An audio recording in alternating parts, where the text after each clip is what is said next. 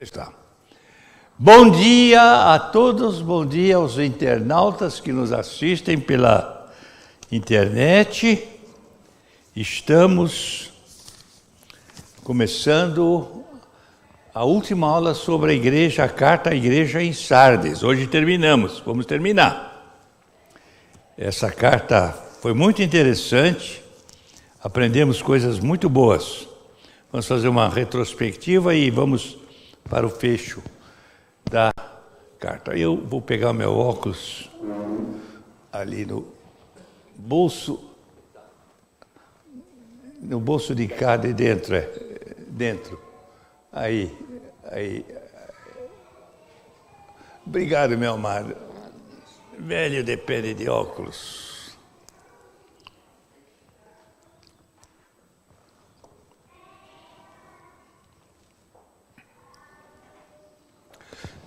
Vamos ler a carta, capítulo 3, versículo 1, até o versículo 6.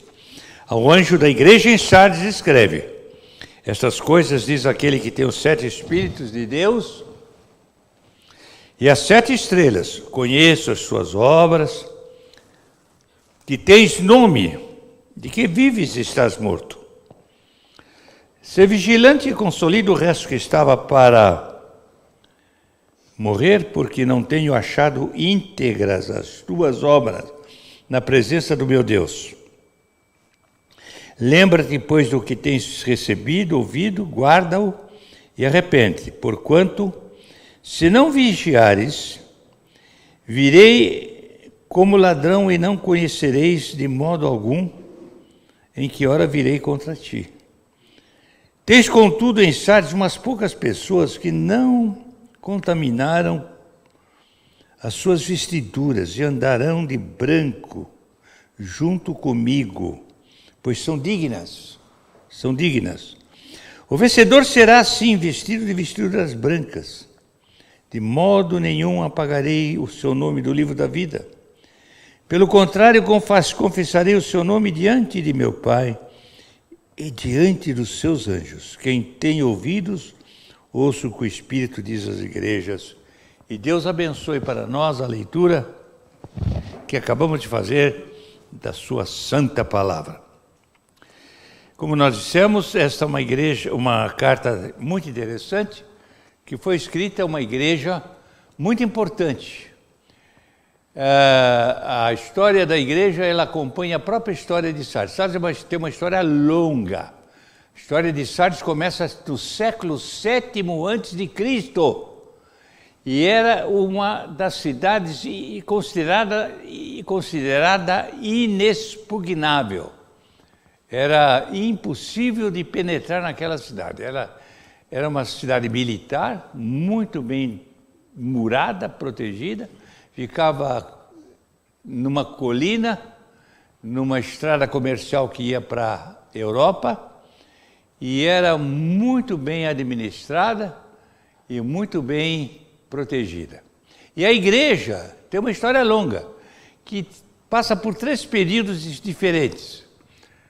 A igreja em Sardes teve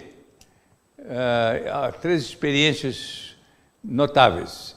O tema desta carta é reavivamento ou sepultamento, ou reaviva ou enterra. Interessante que essa expressão alternativa ela tem muito significado. Quando não há reavivamento, o que há? Sepultamento.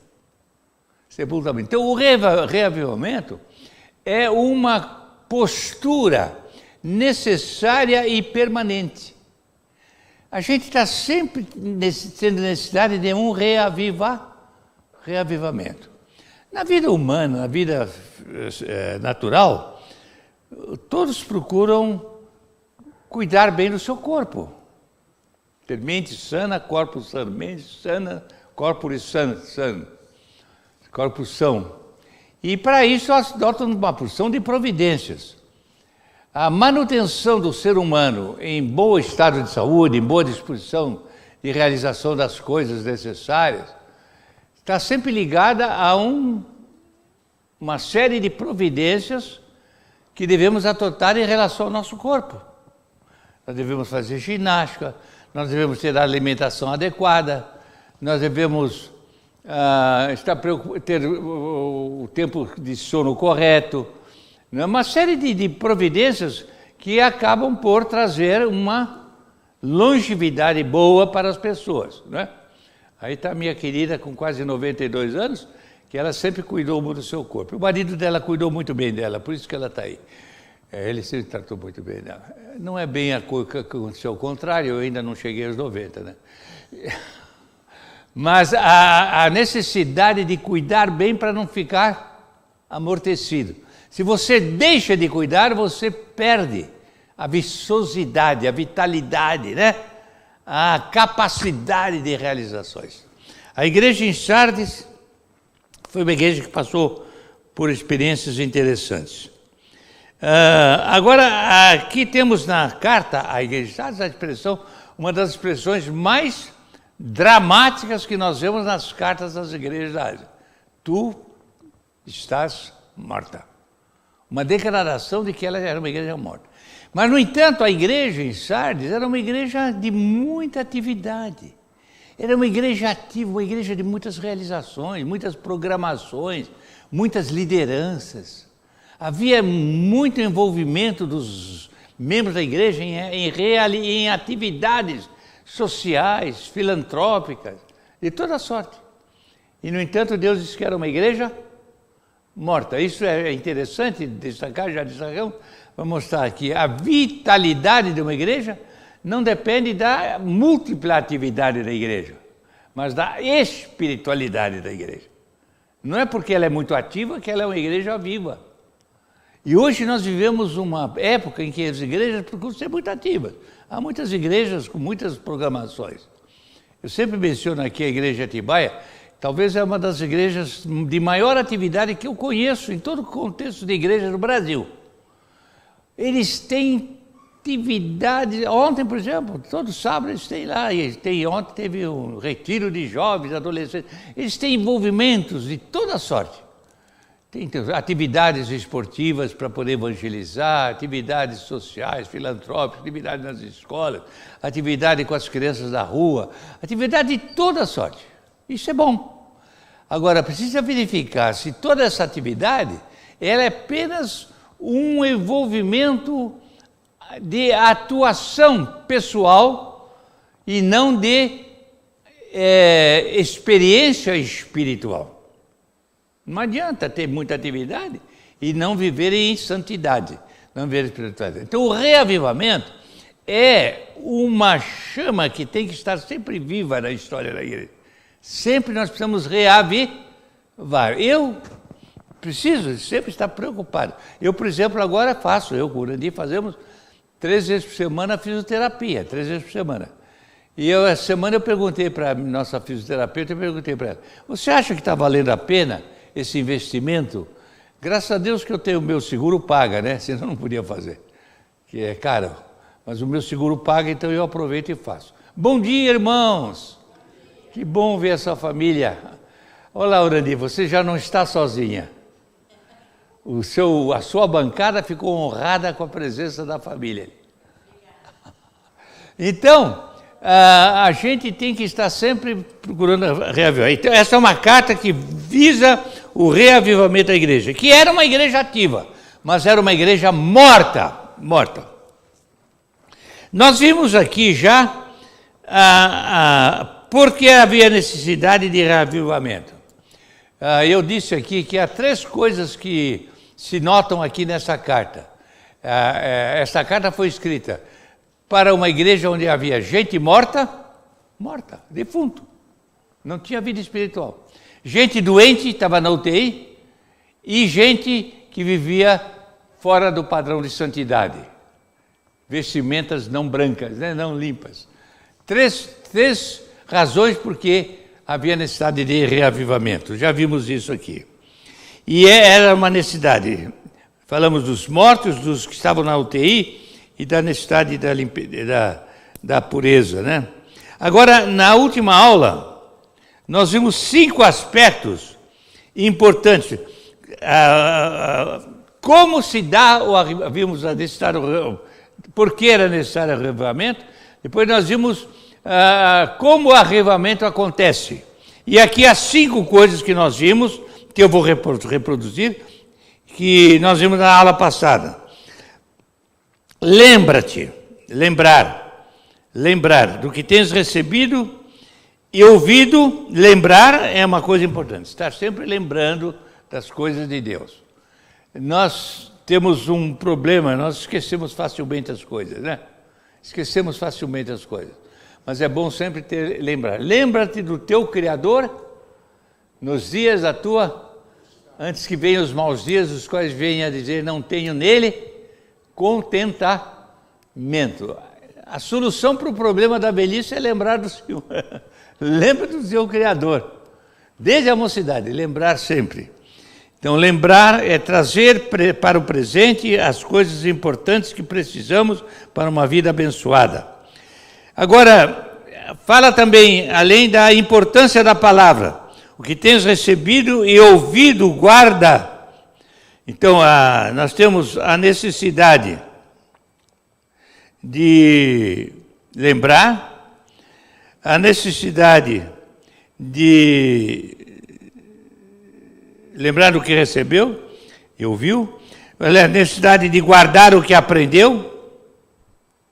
Nós vemos também a necessidade do arrependimento e, em último lugar, a necessidade da vigilância, né? 5 coisas que nós vimos na aula passada, e eu não vou voltar a tratar disso. Vamos para o versículo 4. Tens contudo, em Sardes, umas poucas pessoas que não contaminaram as suas vestiduras e andarão de branco junto contigo, pois são dignas. A importância do remanescente.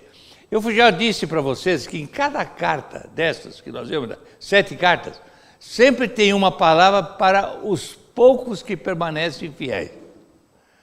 Vocês notaram que todas essas cartas, 7 cartas, tem repreensão, Deus chama a atenção, Deus puxa a orelha dos erros cometidos, da falta de fidelidade, da falta de santidade, da indiferença.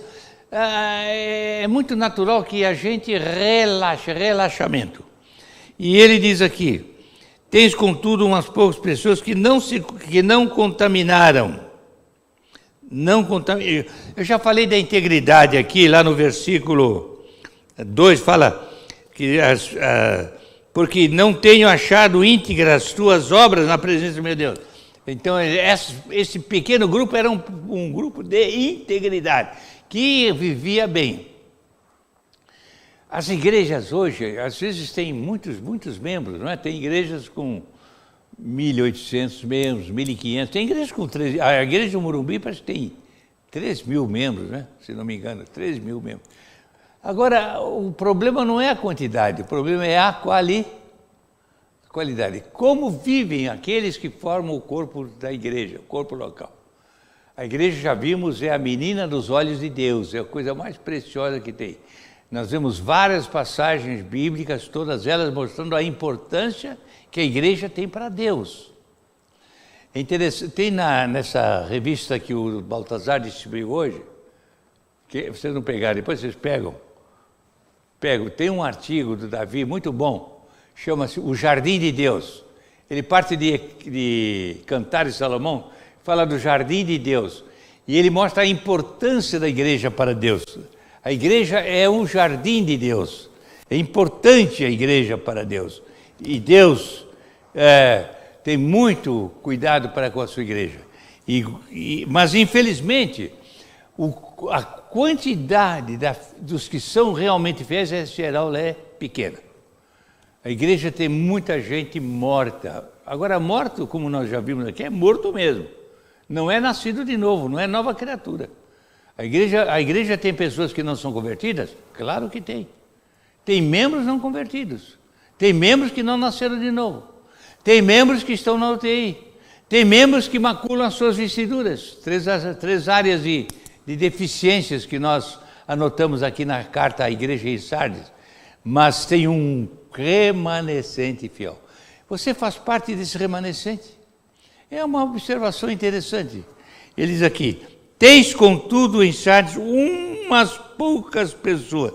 Essa expressão umas poucas pessoas é interessante, né? Dá a ideia de que não é muita gente não, né? Lá tem umas poucas pessoas. Diz, a família do fulano de tal é uma família grande, mas eles são muito atrapalhados, eles não pagam as contas, eles brigam com os vizinhos, mas tem lá uns poucos que são bons, lá uns poucos. Deus aprecia as minorias fiéis, amém. Deus aprecia as minorias fiéis. Você quer fazer parte da minoria fiel? Eu quero fazer parte. Eu sei que nem sempre eu sou uma minoria fiel. Está dando para ouvir, irmão? Está dando para ouvir, não? Não está, né? Alguma coisa, tá bom, que pena. Mas estamos falando da minoria fiel. Tens uns poucos lá que são fiéis. E oxalá, em cada igreja houvesse realmente o remanescente fiel. Tens, contudo, umas poucas pessoas que não contaminaram. Como se caracteriza a fidelidade desses poucos? Primeiro, não contaminaram as suas vestiduras. O que quer dizer isso? Santidade. Diz aqui: andarão de branco contigo. A cor branca é uma cor na Bíblia que identifica a santidade, a beleza da santidade. Alvo, mas tem um hino tem um hino com essa letra, né? Alvo mais que a neve, alvo mais que a neve, sim, pelo sangue lavado, mais alvo que a neve sereis. Agora, não é fácil viver com vestidura branca, né? Por que as noivas usam, em geral, né? Quando se casam, elas usam um vestido branco, em geral com uma cauda comprida branca, já viram, né? Por quê?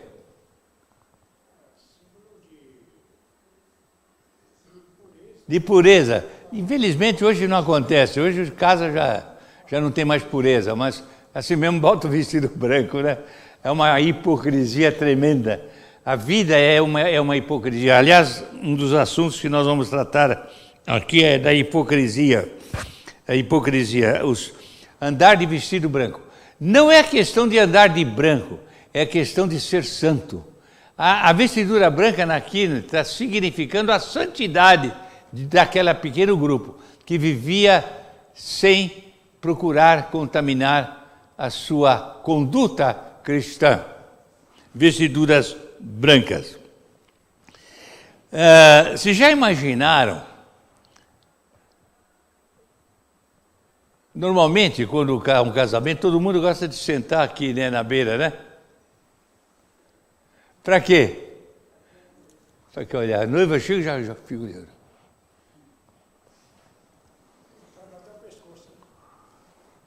Mas uma das coisas que a gente olha bem é o que é? É a cauda da vestida, né? O tamanho, a beleza, a cidade. Vocês já imaginaram uma noiva entrando com aquele vestidão e lá no meio tem uma baita mancha de piche no vestido? Coisa horrível, né? E muitas igrejas estão assim, com aparência de santidade, a aparência de santidade. Vestiduras brancas aqui significam santidade verdadeira. Eles andarão de branco junto comigo. Olha essa expressão, junto comigo. Por quê?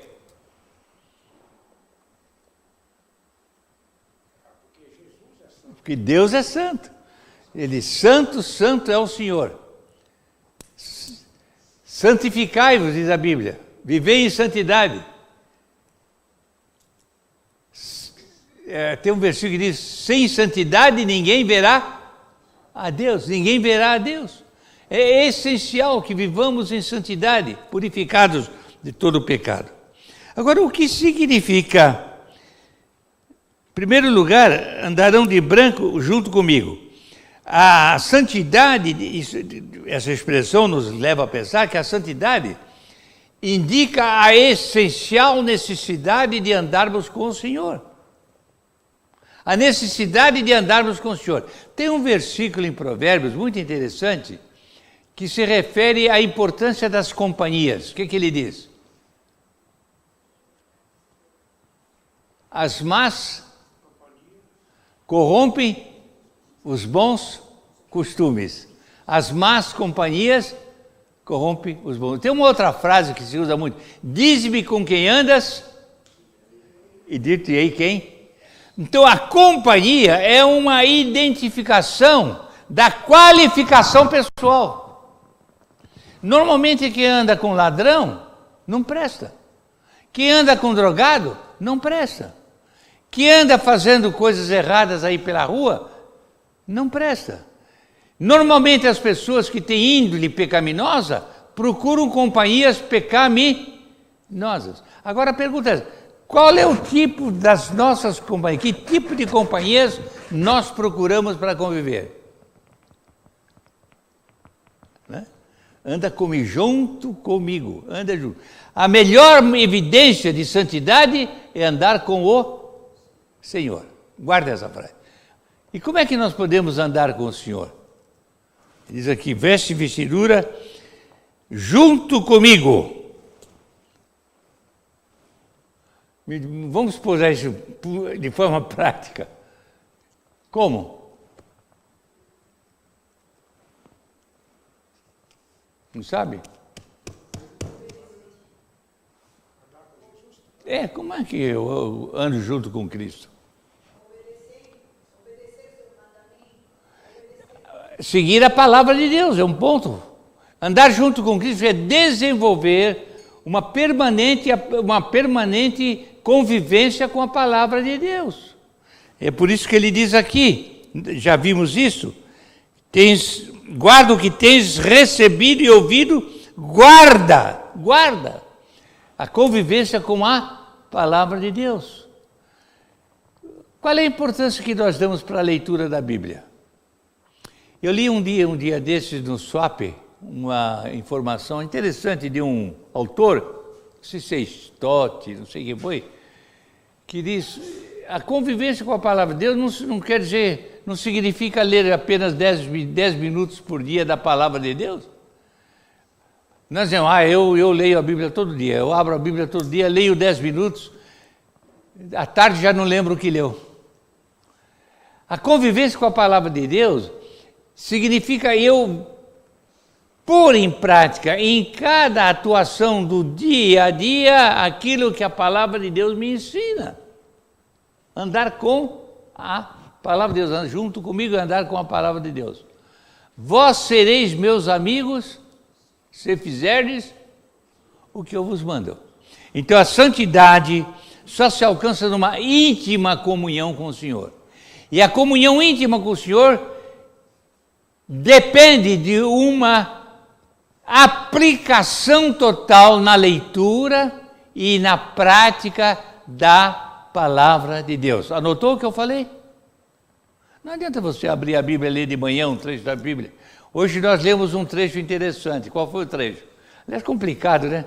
Esses sonhos de Daniel são complicados. Hoje foi aquele primeiro animal, né? Dos 4 que ele teve.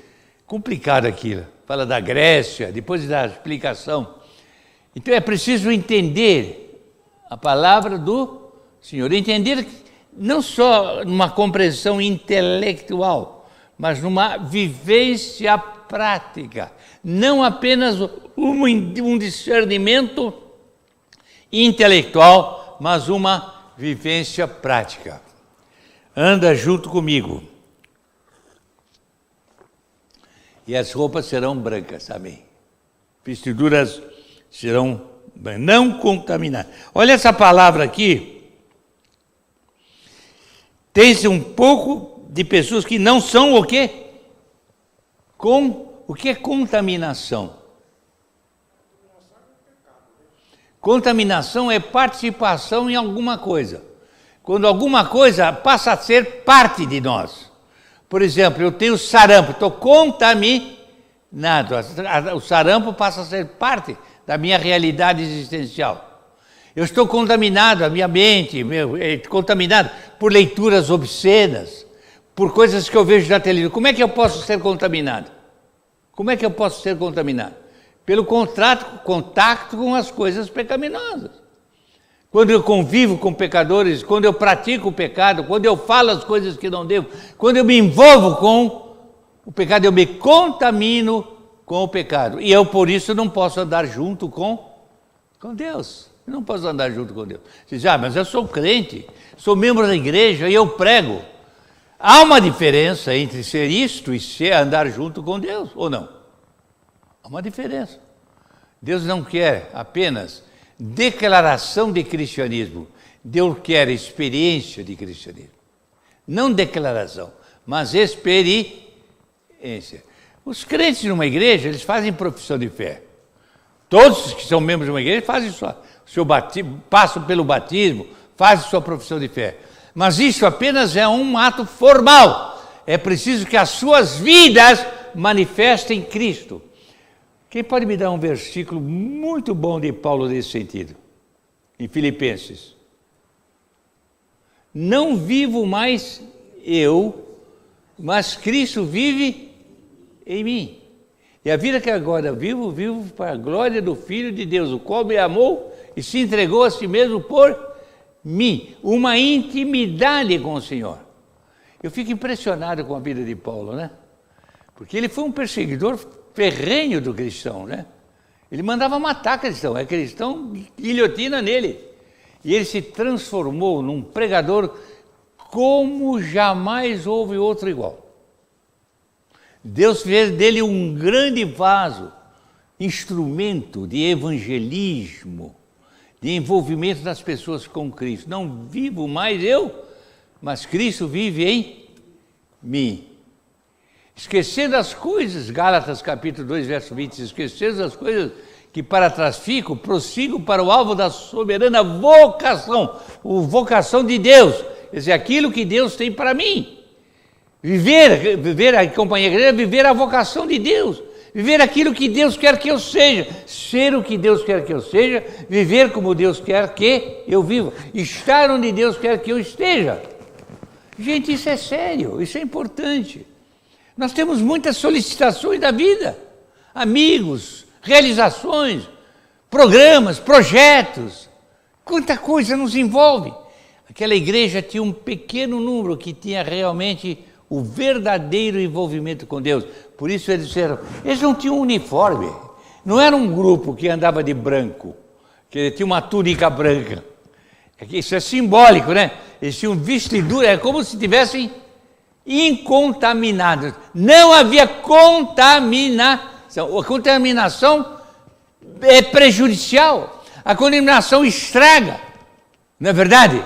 E eles não se contaminaram, andaram juntos com o Senhor. Coisa linda isso. Aqui estamos falando do remanescente. Não contaminaram. Andarão de branco, isto é, andarão com santidade. Agora tem uma outra expressão, pois são dignas. A dignidade é um estado de perfeição na presença do Senhor. Deus nos vê em Cristo perfeitos.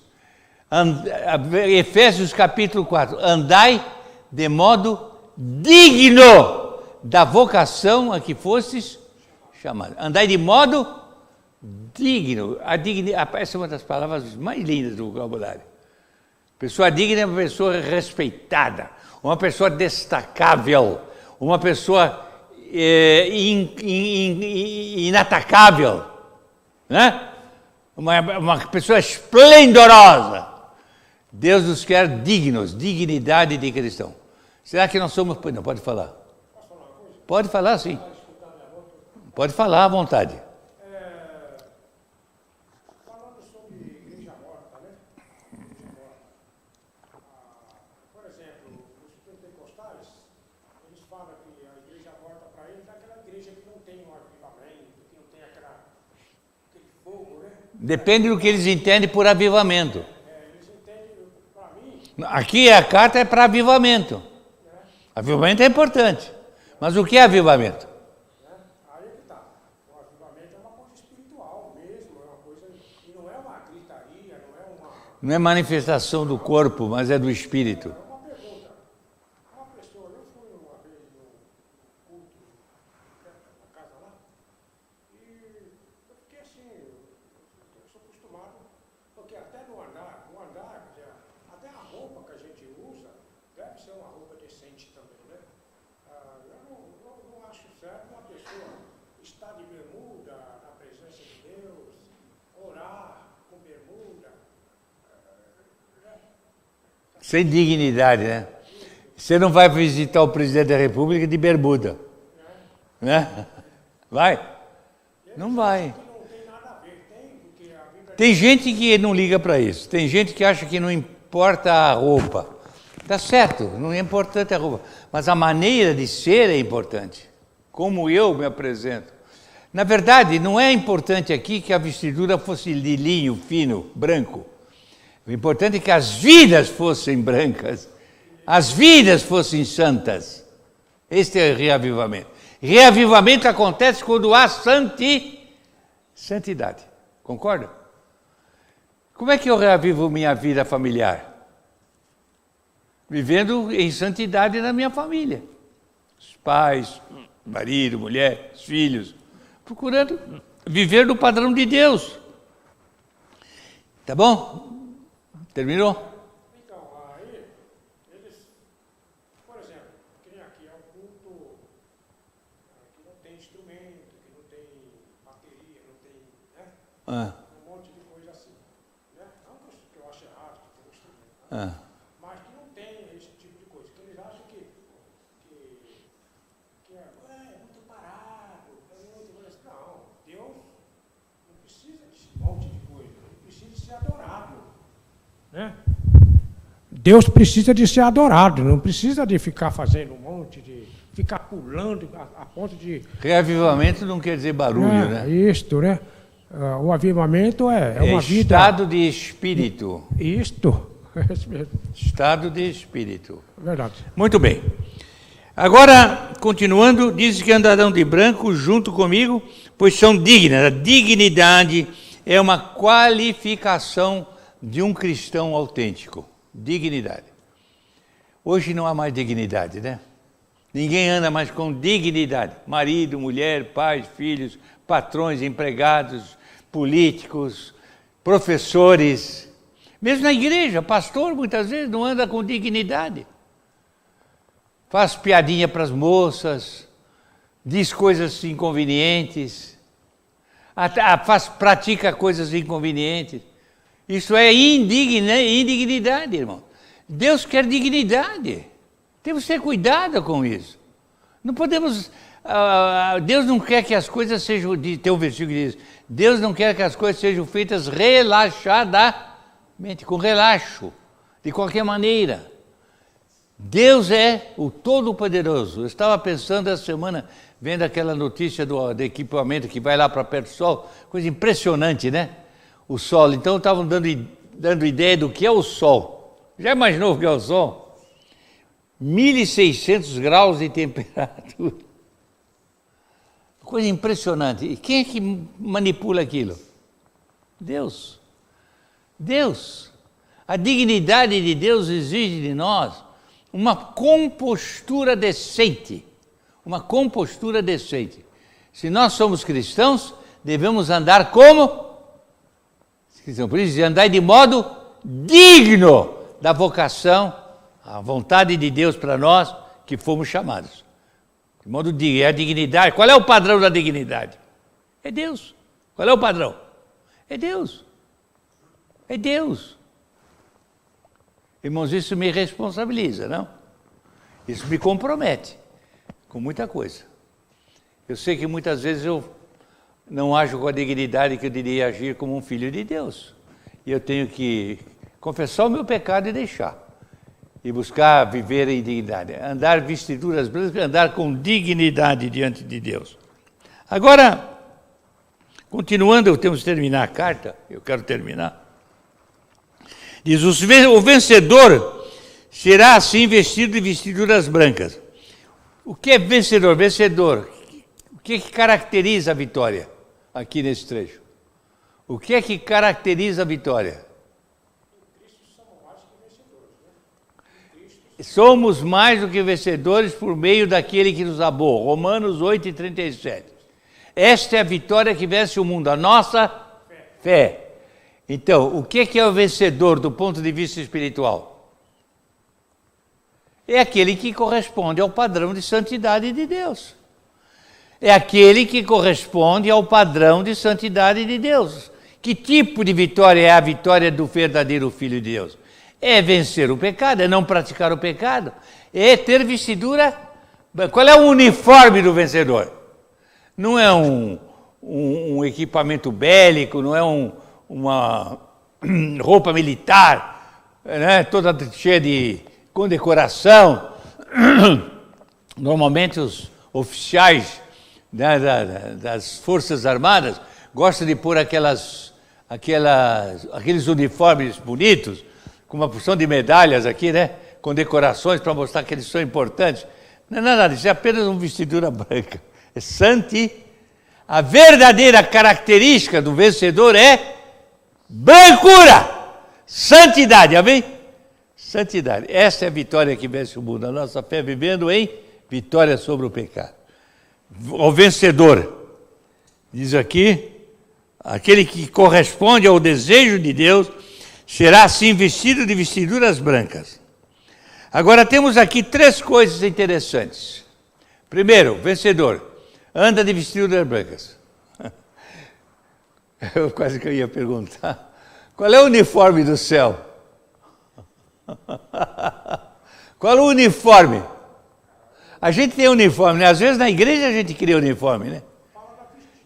Uniforme para as crianças, uniforme para os jovens, uniforme para a sociedade disso, sociedade cria uniformes, gravatas iguais, o coral cria uniforme. Nós gostamos de unir. Qual é a finalidade do uniforme? Nos igualar, nos identificar iguais, né? Qual é o verdadeiro uniforme? Vestidura branca. O grande uniforme dos céus é vestidura branca. Diz aqui, o vencedor será vestido de vestiduras brancas. Então, nós vamos, é a santidade, revestido de total santidade. Que Deus nos ajude a viver sem santificação, ninguém verá a Deus. Agora, aqui, eu acho que cabe bem um pensamento. Uma vez Jesus disse que os escribas, fariseus, eram como sepulturas, caiadas por fora, bonita por fora, mas podre por dentro. E eu acho que cabe bem essa observação quando estamos falando de santidade. Muitas vezes nós procuramos, a vestidura branca não é apenas um uniforme visível, mas é uma característica interior da atitude humana, né? É uma atitude, não é uma roupa, é uma atitude. A vestidura branca é uma atitude, não é uma roupa. E então ela nos identifica santos diante de Deus, porque andamos como Deus, andamos juntos com Deus, na dignidade de Deus. O que é andar como sepulcros caiados, bonito por fora e podre por dentro? Uma sepultura às vezes é bonita, né? Vocês já foram nos cemitérios famosos? Eu lá na Consolação, por exemplo, tem monumentos, né? Verdadeiros monumentos, né? Tem monumentos com salas, com cadeira de ouro. Não sei para quê, porque o defunto não vai sentar ali. Mármore de Carrara e tal. Mas o que é importante não é a aparência, a beleza das sepulturas, muitas flores, tem jardins em volta. Mas lá no fundo o que tem? Podre, tudo podre. Qual é a palavra para isso? Uma das palavras mais importantes da vida cristã Hipócrita. Essa é uma palavra grega, sabia, né? Significa o quê? Ator. Ator. O que é o ator? Nós tínhamos um irmão aqui que foi ator, aquele irmão alto que vem aqui. Ele é ator, sabiam? Ele largou, ele disse que quando ele se converteu, ele largou. Ele era ator. Ele fazia apresentação em teatro. Um bom irmão, aliás, não tem vindo ultimamente aqui, né? Ele vai para Portugal, ele tirou a cidadania portuguesa com o Rocha. Então, o que é o ator? O ator é alguém que representa o que ele não é, né? Ele representa o que ele não. Ele faz o papel de pobre, ele faz o papel de rico, faz o papel de safado, faz o papel de malandro, faz o papel de bonzinho, faz o papel de filósofo, faz papel, faz de conta. Quantos crentes só fazem de conta? Será que eu estou fazendo de conta? Será que eu sou um sepulcro caiado de hipocrisia, um ator, represento o que realmente eu não sou? Deus não quer hipocrisia. O Jesus Cristo chamou os religiosos de hipócritas, raça de víboras, hipócritas, e os condenou, porque Deus não quer aparência, Deus não vê por fora, Deus vê o coração. Deus vê o coração. Irmãos, vamos levar essa lição conosco hoje? Deus vê o interior. Deus me vê por dentro. Deus me vê por dentro. Não adianta, eu não engano ninguém. A Deus, Gálatas 6:5. A Deus ninguém. Não adianta querer parecer que é bonzinho. Não adianta. Se você anda fora do padrão de santidade de Deus, Deus recusa, Deus repulsa, Deus não aceita. A vestidura branca nada mais é aqui, não é uma roupa, mas é uma característica daqueles que não são hipócritas. O hipócrita nunca terá vestidura branca, né? Então a primeira coisa é a vestidura branca, não hipocrisia, não ter hipocrisia. Ser autêntico, Vamos ser autênticos? Vamos ser mais autênticos. Outra coisa que tem aqui, de modo nenhum apagarei o seu nome do livro da vida. Aqui aparece o livro da vida, letra maior. Esse livro da vida é o livro mais importante nos anais dos céus. Ele estava lá no Éden, ele está lá na eternidade. O que está escrito nesse livro da vida? O nome daqueles que foram lavados pelo sangue do... Agora, para ter o nome escrito no livro da vida, tem que viver em santidade. Isso aqui me faz arrepiar. Não adianta eu declarar que eu sou crente. Não adianta eu me batizar na igreja. Não adianta eu ser membro de uma igreja. Não adianta eu pregar. Não adianta muita coisa que eu faço do ponto de vista religioso.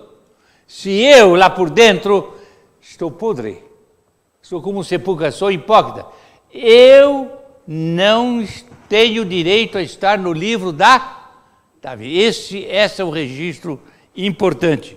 O registro no livro da vida. Deixa eu me falar uma coisa. Qual é uma das coisas mais importantes da história de alguém?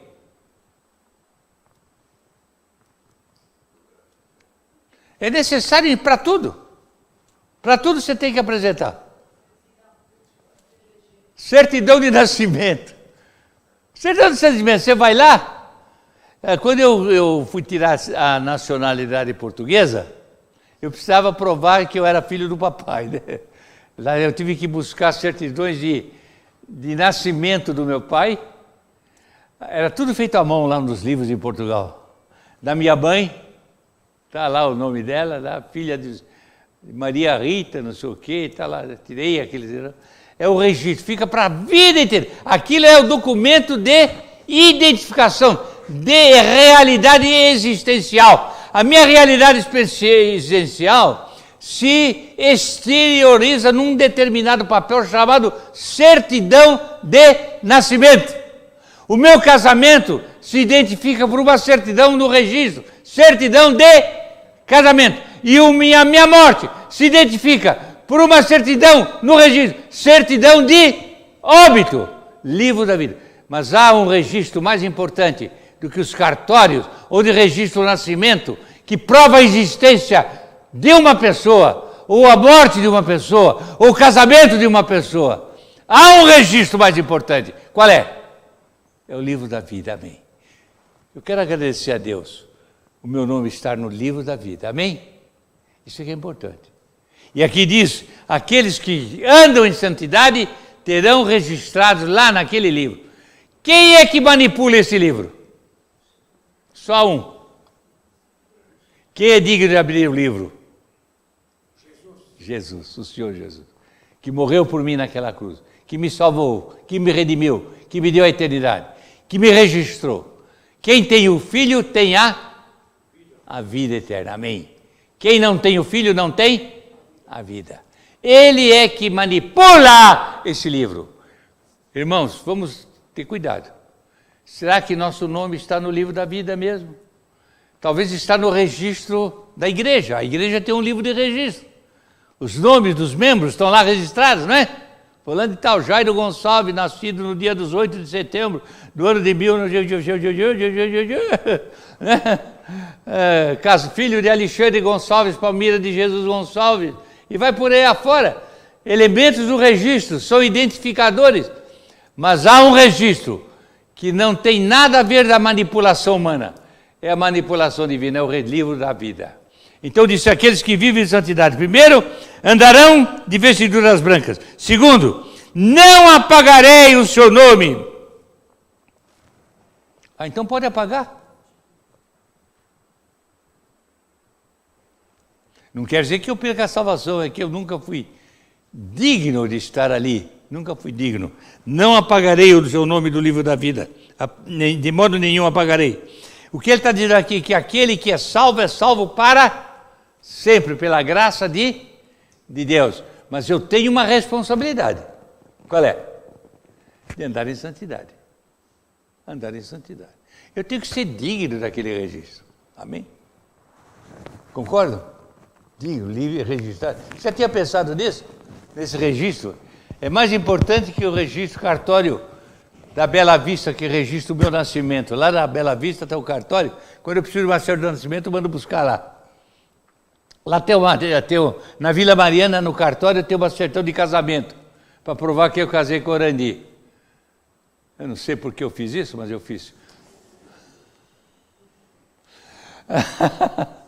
E é assim, agora daqui um pouco vai acontecer uma outra coisa. E o Reinaldo vai sair correndo lá pro cartório para fazer o certidão de óbito.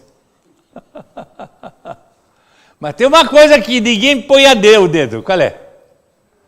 Livro da vida, amém? Graças a Deus por esse registro, não, irmão? Registro do livro da vida. E tem a terceira coisa. Qual é a terceira coisa? O que diz aí? São três coisas importantes, vocês viram, né? Primeiro, vestidura branca. Não é que eu vou botar um avental branco, é que eu vou ter santificação autêntica. Segundo, não vai apagar o meu nome do livro da... E terceiro, se Deus eu confessarei diante de meu... Interessante essa expressão, Jesus confessando. Que relação tem a ver Cristo com Deus, com o Pai e conosco aí? Qual é o tipo de relação? Quer dizer, é a palavra de Jesus Cristo dizendo para o Pai, Jairo é salvo. Amém, amém. Eu confessarei, eu declararei, é uma declaração, não há declaração mais importante do que essa. A declaração de Jesus Cristo perante o Pai, de que eu sou uma nova criatura, amém? Declaração do Pai, confessarei diante do meu Pai, o seu nome diante do meu Pai, e diante dos anjos, que coisa extraordinária, que fecho maravilhoso essa carta tem. As bênçãos de nós sermos reavivados. As bênçãos de nós sermos reavivados. Nós vimos os requisitos do reavivamento, né? Quais são os requisitos? Hein? Achado íntegro nas obras da presença de Deus, lembrando-se do que recebemos e ouvimos, guardando a palavra de Deus e praticando, arrependido, sempre com um verdadeiro arrependimento e finalmente vigiando, porque ele vem como ladrão de noite. Irmãos, agora para terminar, e a hora está quase no fim, eu tenho uma coisa que eu tinha que voltar ao começo.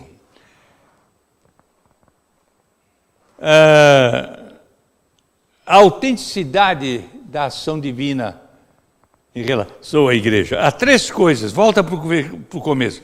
Estas coisas diz aquele que tem os 7 Espíritos de Deus. Não vai dar para tratar desse assunto hoje, eu ia terminar com isso. É a importância da plenitude. Há 3 coisas aqui. É o agente, falar sobre o agente da edificação, do reavivamento. Quem é o agente do reavivamento? Quem é que age o reavivamento? E faz eu ter essa tríplice experiência maravilhosa. Quem é o agente? Volta para o começo. Essas coisas diz aquele que tem os 7 Espíritos de Deus e as 7 estrelas. Conheço as tuas obras. Conheço as tuas obras. 3 coisas sobre esse agente. Primeira coisa, ele é o dono da igreja. Estas coisas diz aquele que tem os 7 Espíritos de Deus e as 7 estrelas, quer dizer, ele é posto. O que são essas 7 estrelas? Hein? A liderança. Ele é dono da liderança. Ele é dono da igreja. Primeira coisa. Por isso só ele pode dar o reavivamento à igreja. Só Deus, só o Senhor Jesus. Devemos buscar essa experiência com ele. Ele é o dono. Segunda coisa, ele conhece as suas obras. Ele conhece, ele não só é dono da igreja, nosso dono, ele é nosso dono. As ovelhas que o Pai me der, ninguém arrebatará das minhas mãos. Ele é dono, ele conhece as suas ovelhas, ele conhece-as. Eu conheço as minhas ovelhas e elas me seguem. Eu sou o bom pastor, eu conheço. Só ele conhece, irmão, só ele me sabe por dentro. E isso é importante. E terceiro lugar, ele tem os 7 Espíritos, só ele tem poder para agir. Aí temos a importância da plenitude do Espírito Santo. Ele tem os 7 Espíritos. Essa expressão tem os 7 Espíritos, não quer dizer que o Espírito se divide em 7 partes, mas quer dizer que ele, que disse, eu não vos deixarei órfãos, rogarei ao Pai, ele mandará o Consolador, que vos guiará toda a verdade. Ele que manipula o poder em nossa vida. Amém? Ele tem poder. Ele é o dono, ele conhece e ele manifesta o poder através da plenitude. Então aí nós terminamos com esse pensamento importante. A plenitude do Espírito Santo. Não adianta você dizer que você é habitado pelo Espírito Santo. Você precisa ser pleno. Efésios capítulo 5, verso 18. Enchei-vos do Espírito Santo. Não é uma questão de eu pegar pedaços do Espírito, mas deixar o Espírito tomar-me totalmente. Ele tomar. Eu tenho 7 Espíritos. Ele, pelo seu Espírito, é que governa a nossa vida. Amém? A plenitude do Espírito Santo é fundamental. É uma das bênçãos maravilhosas daqueles que realmente estão nas mãos de Deus. Eu conheço, eu sou dono, eu conheço e eu tenho o poder, plenitude, através do Espírito. Eu tenho 7 Espíritos na mão. Ele age através das lideranças, tem as 7 estrelas nas mãos. Ele é dono, ele conhece e ele manifesta a plenitude do Espírito em nós para que tenhamos uma vida vitoriosa. E assim nós terminamos o ensino sobre a carta de Sardis. Valeu a pena? Eu acho que valeu. Uma carta maravilhosa, né? A próxima a carta é uma das mais preciosas cartas. É uma carta que só tem louvor. É uma carta maravilhosa. É a carta à igreja de Filadélfia. Filadélfia. Vamos começar domingo que vem, se Deus permitir, estudando a carta a Filadélfia. E depois resta a última, que é a carta de a igreja em Laodi. Essa é pesada. Muito bem, a mais pesada, talvez, de todas. A carta a Laodicea, tá bom? Alguém tem alguma pergunta? Às vezes tem uma pergunta, quer dizer alguma coisa? Pois não.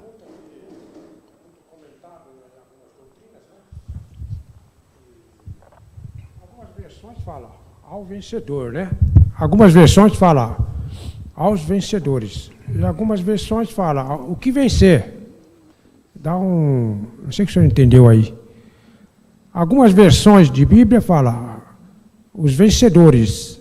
E outras falam ao que vencer. Ao que vencer é o vencedor. Né?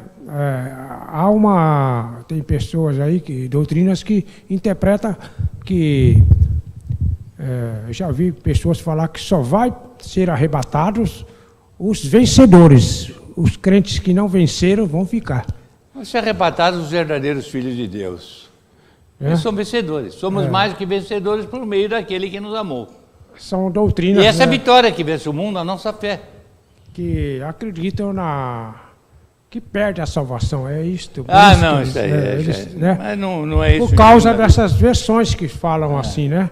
Aos vencedores... Eu entendi. Que ele tem que ter a participação dele. Se você não tem que ter a participação dele, senão ele não vai para o céu. Isso anula o valor da obra da graça de Deus. Torna a graça ineficaz. E é pela graça que nós somos salvos. Isso não vem de vós, é dom de Deus. Amém? Efésios 2. Acho que já foi esclarecido. Está respondido. Então, tá bom, amém. Vamos encerrar e domingo que vem começar uma nova carta, tá bem?